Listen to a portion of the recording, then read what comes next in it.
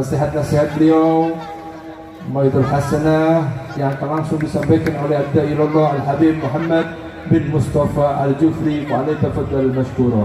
Allahumma shalli ala Sayyidina Muhammad.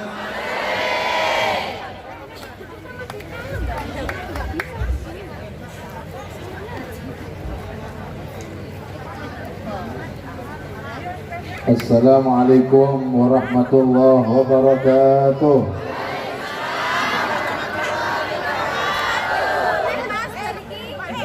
Bismillah, alhamdulillah.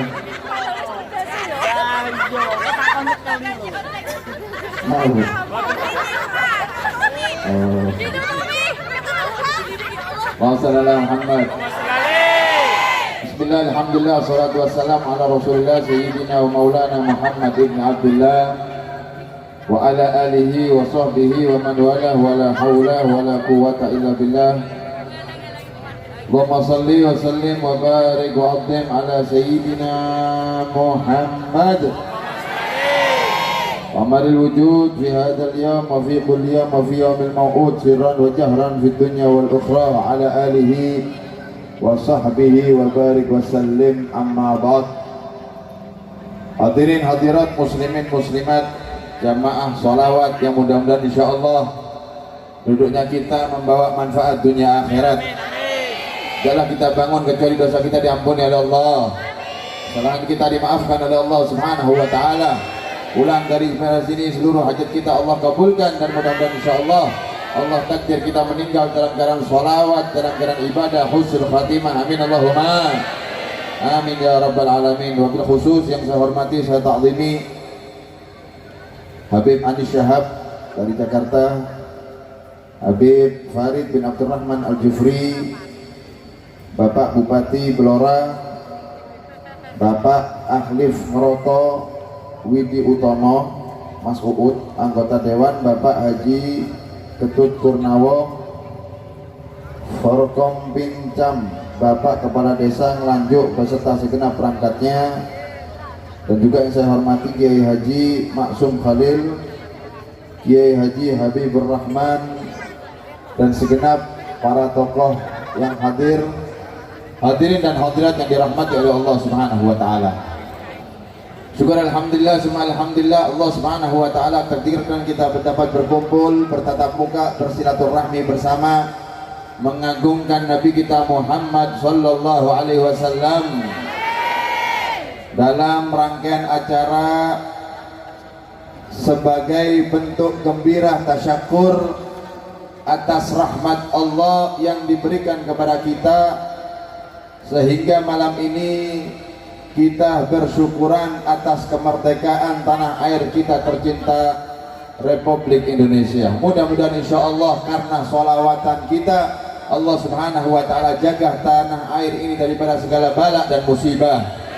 Allah subhanahu wa ta'ala jadikan negeri kita tercinta baldatun thayyibatun wa rabbun ghafur. Amin Allahumma amin ya rabbal alamin.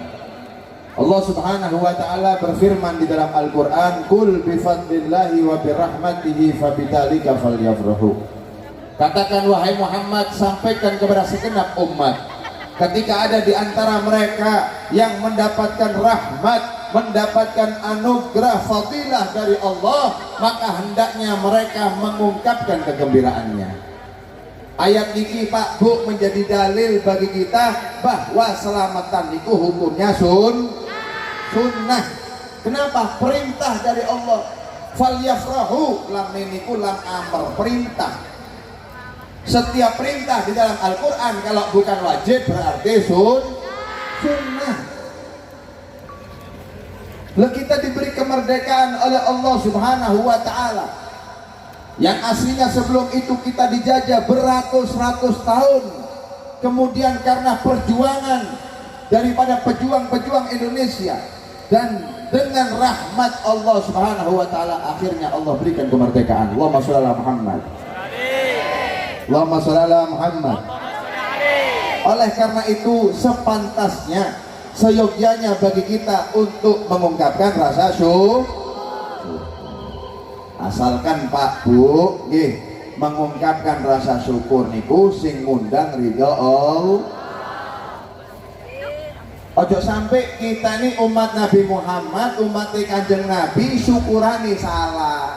Lho beb jarene syukuran. Akhirnya kula niki gembira, sing diundang palapa. Orkesan, saweran, la ilaha illallah. Sing penting lah syukuran. Yo salah, Bu. Melaksanakan, mengungkapkan rasa gembira niku sing mengundang ridha Allah. Jenengan entuk omah anyar, usaha anyar. Sing penting duduk bojo anyar nggih. Niki musibah nih. Allahumma Muhammad. Usaha baru, kemudian mempunyai anak, sunnah kita untuk mengungkapkan rasa syukur. Tapi Bu ngapunten lek jenengan syukurane salah, akhirnya tidak membawa berkah, justru bala.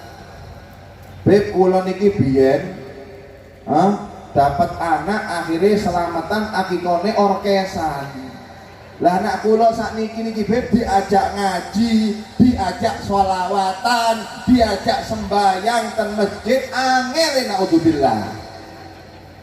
Sulit beb untuk diajak ibadah, sulit diajak hadir majelis. Kenapa? Selamatannya jenengan salah. Coba Bu anak seperti Bu ajaan orkesan, bapak itu berangkat, anak berangkat di siang. Kenapa? Ya itu tadi. Tapi kalau kita membentuk rasa syukur, mengungkapkan rasa gembira, yang diundang para habaib, diundang para kiai, dibacakan sholawat kepada Nabi Muhammad. Anak yang disyukuri seperti ini, insya Allah anak jadi soleh soleha. Usaha yang disyukuri seperti ini, insya Allah usahanya membawa berkah. Begitu pula kita ungkapkan kemerdekaan kita dengan bersholawat kepada Nabi. Mudah-mudahan insya Allah karena berkah sholawat, Allah jaga tanah kita tercinta ini. Amin Allahumma amin ya rabbal alamin. Napa maneh sholawat wis Bu, boten enten sing koyok sholawat. Tadi kita sama-sama nyanyikan lagu Indonesia tercinta. Di pertengahan kutipan daripada lagu niku Bu wonten bangunlah jiwanya, bangunlah badannya. Ulang, bangunlah jiwanya, bangunlah badannya. Lek badane Indonesia niki Bu, wallah wis lengkap, sudah terbangun perfect. Indonesia ini badannya sudah terbangun luar biasa. Kita lihat tol di mana-mana dimudahkan. Dulu itu kalau kita mau ke Solo 6 jam 8 jam baru sampai. Kalau sekarang 2 jam insya Allah sampai. Kalau kita lihat Jakarta nih Bu, saya ini baru datang dari Jakarta. Saya di Jakarta ini gak koyok Indonesia, koyok di luar. Pembangunan Indonesia, badan Indonesia ini luar biasa. Tinggal kita membangun jiwa. Bagaimana membangun jiwa Indonesia? Dengan bersolawat kepada Nabi Muhammad SAW. Kenapa? Karena kalau kita baca maulid habsi, sholatan yattasilu bihar ruhul musalli alaihi bih, sholawat yang jika dibaca oleh seseorang maka akan bersambung orang yang sholawat hatinya, ruhnya dengan sang baginda Nabi Muhammad SAW. Pak Bu, uang niki lek wis jiwanya atine nyambung ten Kanjeng Nabi, insyaallah apik kabeh. Pemerintah yang ahli sholawat, lisannya senantiasa tergerak untuk bersholawat sampai jiwanya bersambung dengan Nabi Muhammad, insyaallah bakal menjadi pemimpin yang amanah. Seorang istri yang ahli sholawat, insyaallah bakal menjadikan rumah tangganya begitu indah. Anak yang insya Allah ahli sholawat bakal menjadi anak yang soleh, taat, patuh, hormat kepada kedua orang tuanya. Allahumma sholli ala Muhammad. Kita niki sakniki yang perlu untuk diterapkan ya seperti ini, membangun jiwa. Alhamdulillah kalau kita lihat Indonesia, masya Allah sekarang cara bersyukurnya niki full religi. Full religi, istighosah, hataman Quran, sholawat, syukur Bu. Niki menunjukkan bahwa sekarang umatnya Nabi sudah semakin bersambung jiwanya dengan Nabi Muhammad. Allahumma sholli ala Muhammad. Kembali Bu, rahmat yang Allah turunkan karena berkah sholawat ini luar biasa. Kalau kita lihat teks proklamasi, Undang-Undang Dasar 1945, mereka mengutip awal daripada teks tersebut dengan rahmat Allah. Jadi kemerdekaan ini selain perjuangan, tapi yang harus kita imani, kemerdekaan ini adalah pemberian dari rahmat Allah. Makanya dijogo dengan apa, Beb? Sing akeh sholawat. Wong niku Bu, Pak, lek ahli sholawat, insyaallah hajatnya kabul kabeh. Kenapa? Karena Nabi SAW bersabda, siapa orang yang sholawat sekali kepada Nabi Muhammad, Allah akan balas 10 rahmat. Rahmat karena berkah sholawat ini yatasawwar min hawaijin nas, berubah menjelma kepada menjadi kebutuhan kita. Jadi rahmat Allah yang Allah turunkan, Allah hadiahkan karena berkah sholawat kita, niku berubah menjadi kebutuhan kita, Bu. Sedangkan kita hidup niki Pak Bu, gak oleh ngenteng rahmat Allah. Lu kita ini semua sekarang berkumpul bisa hidup panjang umur karena rahmat Allah. Jenengan bisa mempunyai rezeki yang halal thayyibah karena rahmat Allah. Keluarga jenengan dijadikan keluarga yang sakinah mawaddah warahmah itu juga karena rahmat Allah. Kabeh ini karena rahmat Allah, Bu. Kita bisa meninggal husnul khatimah karena rahmat Allah. Bahkan kelak kita masuk surga bukan karena amal ibadah, tapi karena rahmat Allah. Makanya yang banyak sholawat, perbanyak mencari rahmat Allah dengan sholawat kepada Nabi Muhammad. Sampai dikisahkan di zaman Imam Hasan Al-Basri ini loh, dahsyatnya hebatnya rahmat Allah karena berkah sholawat. Pen zaman Imam Hasan Al-Basri ini kubu wonten satu orang perempuan rodok tuwek sekitar umur 50-60 tahun, perempuan agak tua, silaturahmi sowan ke rumah Imam Hasan Al-Basri. Ya Imam, kula niki meriki kepingin sowan jaluk donga plus jaluk amalan. Jenengan ajari amalan Imam, sekiranya gara-gara amalan tersebut kula niki dapat bertemu dengan anak kula. Karena saya mempunyai anak perempuan yang Allah takdirkan meninggal terlebih dahulu. Sedangkan sekarang Imam kula niki kangen luar biasa, kepingin ketemu anak kula, ajaran amalan agar supaya aku bisa mimpi. Akhirnya dikai amalan, Bu. Kata Imam Hasan Al-Basri, Bu, sampean kalau pulang nanti tidur bangun tengah malam, ketika sudah pertengahan malam ambil wudhu, sholat hajat 4 rakaat. Setelah membaca Fatihah di rakaat pertama, wocon ayat kursi. Rakaat kedua setelah baca Fatihah baca surat Al-Ikhlas.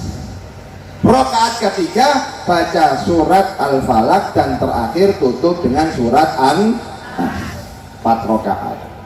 Nanti sampean Bu ketika sujud jaluk nak Gusti Allah, minta kepada Allah Subhanahu wa taala agar supaya di dalam mimpi nanti jenengan dipertemukan dengan anak jenengan yang meninggal. Sebut namanya. Gak iso bahasa Arab, bahasa Indonesia gak apa-apa. Yang penting ojo disebut dengan lisan, di dalam hati aja. Jenengan Bu lek sholat pas sujud banyak minta, karena paling mustajabnya doa itu pas sujud. Lek gak iso bahasa Arab ya bahasa Indonesia. Lek sampean dungone bahasa Indonesia pas sholat ya batal, pas sujud ya Allah medijer ngicil ya Allah, kulkas ya nyicil ya Allah, lunasono ya batal, gak oleh. Kalau gak bisa bahasa Arab, bahasa Indonesia tapi cukup di hati. Akhirnya diamalkan, pulang. Setelah pulang tidur, pertengahan malam bangun, ambil wudhu, sholat 4 rakaat. Allahu Akbar. Walau boleh amin, baca ayat kursi.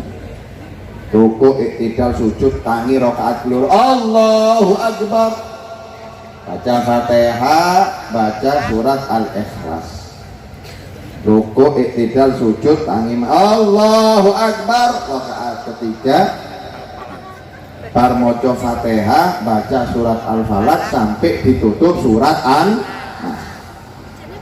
Ketika sujud minta sama Allah, ya Allah, nangis, ya Allah izinkan saya untuk bertemu dengan anakku ya Allah, namanya Fulanah binti Fulan, karena demi Allah aku melaksanakan amalan ini agar supaya rinduku bisa terobati ya Allah.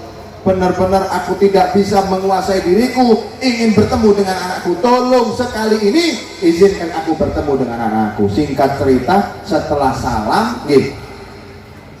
salam istirahat tidur, subhanallah bu, diijabah. Memang donga sing paling mustajab iku tengah wengi iku. Jenengan niki wis kata hajate bangun malam sholat hajat minta sama Allah. Karena setiap sepertiga terakhir malam Allah Subhanahu wa taala niku memperhatikan penduduk dunia. Seraya berkata hal min da'in fa astajibulah. Ono sing duwe hajat gak? Ada yang mau minta, ada yang berdoa, tak ijabahi kali Gusti Allah. Janji nih Gusti Allah ten hadis qudsi. Akhirnya singkat cerita, ketika tidur subhanallah bu, mimpi tenanan.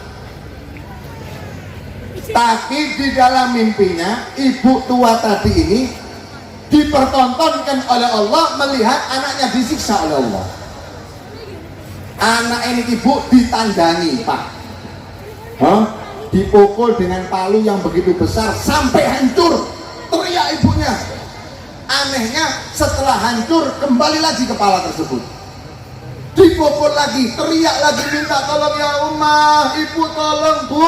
Tapi di dalam mimpi tersebut ibunya tidak dapat bergerak, kepingin nulung gak bisa nulung. Akhirnya ibunya takut, lunduk, sampai niki ya nopo kok keadaanmu seperti ini, dosa apa yang kamu perbuat, kenapa Allah menyiksa engkau dengan sedemikian dahsyat, apa yang pernah engkau perbuat semasa hidupmu. Akhirnya kata anak perempuan tadi, ya Ummah, ibu kula niki biyen ketika hidup aku tergolong orang yang suka meninggalkan sholat. Hati-hati bu ge, ojo sampai gak sembahyang. Lek gak nanti bu jenazah tolong gawe helm. Lek jenengan gak gelem sholat, nanti kalau dikubur titip pesen wasiat kali mudine tolong helmono. Kenapa? Supaya ketika dipukul sama malaikat aman jenengan gawe Allahumma Muhammad. Loh ini dipukul sampai hancur, kembali lagi hancur, kembali lagi. Ternyata ketika ditanya dahulu dia sering meninggalkan sholat. Singkat cerita bangun ibunya. Ketika bangun bu, langsung keesokan harinya sowan lagi ke Imam Hasan Al-Basri. Imam, jazakumullah khair, terima kasih banyak Imam, karena amalan jenengan kasih akhirnya aku dipertemukan oleh anakku di alam mimpi. Tapi Imam, mimpi tersebut bukan semakin mengobati rinduku, memuaskan diriku akan kekangenanku, tapi justru aku sekarang semakin sedih karena aku melihat anakku disiksa oleh Allah, dipisah. Anakku dipukul Imam sampai kepalanya pecah, dia menangis minta tolong tapi saya tidak bisa menolong, terus panjang. Imam Hasan dibubuk sampai saking takutnya akan cerita ibu tersebut sampai menangis bahkan jatuh pingsan. Alhasil setelah mendengar curhatan daripada ibu tersebut, dapat beberapa bulan Imam Hasan Al-Basri tidur. Di dalam tidurnya Imam Hasan Al-Basri bermimpi melihat seorang wanita yang luar biasa dimuliakan oleh Allah. Wah, mlebeten surga pak. Apa yang diminta diwujudkan oleh Allah. Dan surga ini bebas, jenengan jaluk apa lengkap, soto langsung, gak usah gawe. Pingin rawon monggo, sing gak ono di Samsu. Cisampune ono Pak Korek ini enggak ono. Allahumma shalli ala Muhammad. Ini perempuan selalu senantiasa diberikan apa yang dia minta. Wa fi ra'siha taj. Bahkan di kepalanya ada mahkota kemuliaan sehingga menyebabkan hibto. Imam Hasan ini heran, bingung. Wah, mulia tenan iki perempuan. Tanya, ya amatullah, wahai perempuan, siapa gerangan dirimu? Mulia benar. Apa yang kamu minta diwujudkan oleh Allah. Tolong kasih kami resep yang hidup ini agar kami bisa mulia seperti kemuliaanmu sekarang. Kasih kita amalan agar kelak Allah memuliakan aku seperti Allah memuliakanmu sekarang. Nopo dawuhe perempuan niki Pak, ya Imam, ana ibnatu imra'atin allati atatka. Imam, kula niki bukan siapa-siapa. Saya ini anak nenek perempuan tua yang bulan kemarin datang sowan kepada rumah jenengan. Bingung Imam Hasan. Ajib. Ibu kamu cerita kamu disiksa, kamu diadab. Loh kenapa engkau bisa masuk surga? Oh diceritakan lah. Nih, perhatikan ini Imam. Beberapa minggu yang lalu marrabina rajulun yusalli ala Nabi Muhammad. Imam, beberapa minggu yang lalu wonten wong mari sholawatan lewat di kuburan kami sambil sholawat. Jadi jenengan Bu bar sholawatan niki lewat di suatu kuburan sambil sholawat. Allahumma sholli ala Muhammad, Allahumma sholli ala Muhammad, Allahumma sholli ala Muhammad. Wa fi qabrina, di kuburan kami niku Imam, bukan hanya aku seorang yang disiksa, ada 500 manusia yang disiksa oleh Allah, diadab sesuai dengan dosanya masing-masing. Wonten sing gara-gara mabuk, wonten sing gara-gara judi, wonten sing gara-gara membunuh orang, wonten macam-macam. 500 disiksa dengan dosa masing-masing. Kemudian tidaklah ini orang melewati kuburan kami sambil bersolawat illa nada munadin, kecuali terdengar panggilan dari langit. Seraya berkata, ya malaikati irfa'u anhumul adab bi barakati man yusalli ala habib Muhammad. Hei malaikatku, sakniki kon muduna, turun ke kuburan tersebut, angkat semua siksa yang aku berikan kepada kuburan tadi gara-gara berkah rahmat orang yang sholawat, jalan sambil sholawat kepada Nabi Muhammad. Bayangke lho, wonten wong ada orang sholawat, turun rahmat bukan hanya kepada qori, bukan hanya kepada yang membaca, bahkan yang ada di sampingnya pun juga mendapatkan rahmat sehingga siksanya diangkat oleh Allah Subhanahu wa taala. Oleh karena itu demi Allah, jangan pernah tinggalkan di dalam keseharian kita akan sholawat kepada Nabi Muhammad. Sholawat insya Allah bakal menjadi tameng, bakal menjadi benteng, bakal menjadi pelindung bagi kita dunia, barzah sampai akhirat. Mudah-mudahan insya Allah Allah Subhanahu wa taala senangkan kita semua menjadi orang-orang yang cinta sholawatan. Lisan kita tergerak untuk bersholawat kepada Nabi Muhammad. Sholawat kita bersambung dalam hati kita sehingga hati kita semakin cinta kepada Rasulullah. Dan mudah-mudahan insya Allah sholawat yang kita baca kelak dapat menghantarkan kita ke surga Allah, kumpul bersama Nabi Muhammad SAW. Amin Allahumma amin ya rabbal alamin. Akhirul kalam, wassalamualaikum warahmatullahi wabarakatuh. Warahmatullahi wabarakatuh. Jazakumullah khair Al-Habib Muhammad bin Mustafa Al-Jufri. Mudah-mudahan yang disampaikan beliau menjadikan keterangan yang manfaat dan barakah buat kita semuanya. Amin. InsyaAllah kita semuanya menjadi ahli sholawat, dan keberkahan bukan hanya untuk kita, tapi keberkahan akan mengalir kepada kedua orang tua kita. Amin ya rabbal alamin.